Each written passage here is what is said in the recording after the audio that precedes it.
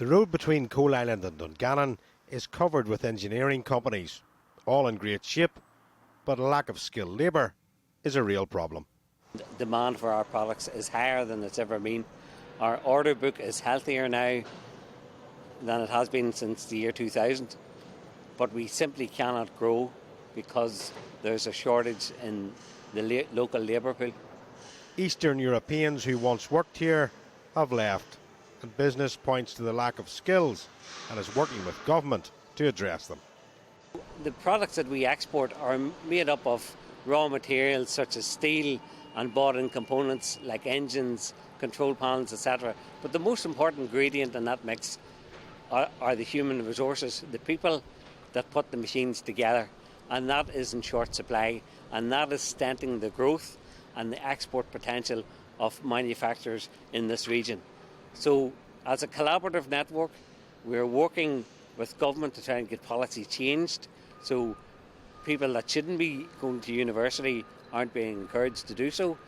And there's not a lot else we can do apart from encourage people to come in from other sectors and other industries into our sector, which is growing and offers huge potential for any new employee coming into this industry. Ministers in Stormont say they are listening and have launched assured academies that will point out the benefits of suitable careers. It's key that young people know the jobs and the opportunities that are available to them. That's why I've recently launched a review of careers in Northern Ireland so that we can make sure that young people, that parents and that schools know the opportunities that exist, and that young people then have the appropriate training and know the pathways that are open to them. We don't need everybody to go to university. We need to understand where the opportunities lie and make sure that the training is there for them. That's why it's so important that we partner together as a government with further and higher education and with the employers as well. And they have been successful. In fact, we have had investors come into Northern Ireland that have reinvested because they see the Assured Skills Academies as a great way of ensuring that we have that talent pipeline of skills that they require. Businesses are more in favour of a joint approach, with the majority of training being on site, and therefore giving a more realistic outlook to any new recruits. That's an option that every company looks at, and most companies are training their own people, and parallel to that there's the government, local colleges and schools that are training also. So it's not like one size fits all. We need both systems, but we need improvement.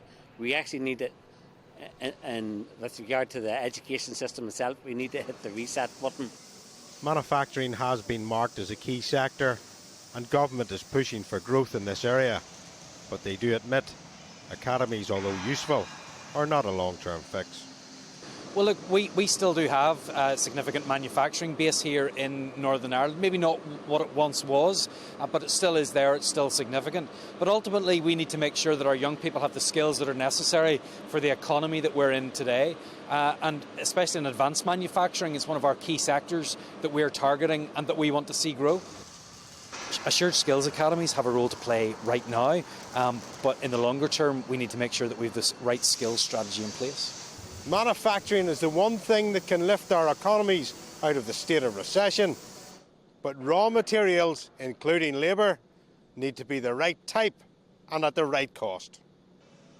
Dougie Beattie, GB News, Coal Island.